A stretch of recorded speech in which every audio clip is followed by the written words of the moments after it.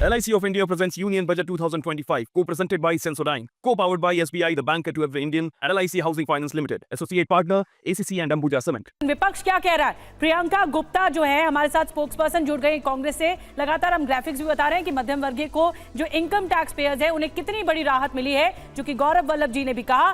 प्रियंका जी, मैं आपके पास आ रही हूँ, कैसा लगा बजट?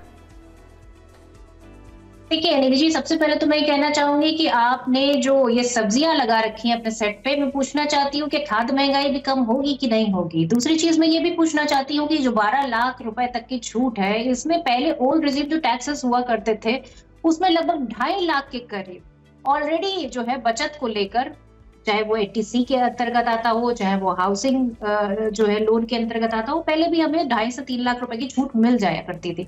तो इसमें अब वो छूट मिलेगी कि नहीं मिलेगी, मुझे लगता है बिल्कुल नहीं मिलेगी, क्योंकि नए रेजिम के टैक्स में ऐसा नहीं है। दूसरी चीज मैं कहना चाहूंगी कि क्या जो आम आदमी है उसको तेल में, पेट्रोल में, डीजल में कोई रिबेट मिलेगी या नहीं मिलेगी, इन सवालों के जवाब कौन देगा? इन सवालों के जवाब नहीं है किसी के पास, क्योंकि किसी तरीका भी GST जो एक्साइज ड्यूटी है उसमें कमी नहीं की गई है। तीसरी चीज मैं कहूंगी कि जो शेयर मार्केट डाउन हुई है वो एक सबसे बड़ा जो है डायरेक्ट जो है जो बजट होता है उसका इम्पैक्ट उस पर पड़ता है। ठीक है, तो शेयर मार्केट क्यों डाउन हुई है, ये भी एक सवाल उठता है। तीसरी चीज में ये और भी कुछ चीजें हैं जो मैं प्रियंका जी, बड़ी बात आप कही है कि इस जो इनकम टैक्स में जो राहत दी गई है उसमें भी आप खुश नहीं है।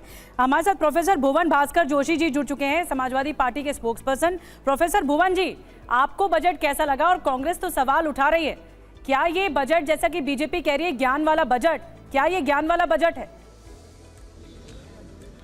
देखिए, जो बजट होता है वो पूरे देश के सपनों का बजट होना चाहिए, लेकिन हम इस बजट को इस प्रकार दे पा रहे हैं कि क्योंकि ये बैसाखी की सरकार है, केवल बिहार को देखकर बजट बनाया गया है। इसके साथ साथ मैं कहना चाहता हूँ, किसान महिलाओं के लिए हाथ में कुछ नहीं है, लघु उद्योग चलाने वालों के हाथ में कुछ नहीं है।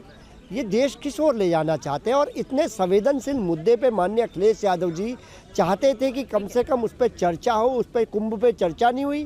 पूरा देश देखिए, लाशों का ढेर लग गया कुंभ में और कोई चर्चा नहीं हो पा रही है। आज समाजवादी पार्टी को वॉक ओवर करना पड़ा।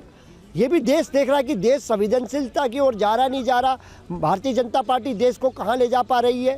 आज सभी के हाथ खाली है। मैं कह रहा हूँ, घोर निराशा वाला बजट है। सभी के हाथ खाली है। बड़ी टिप्पणी आपने की।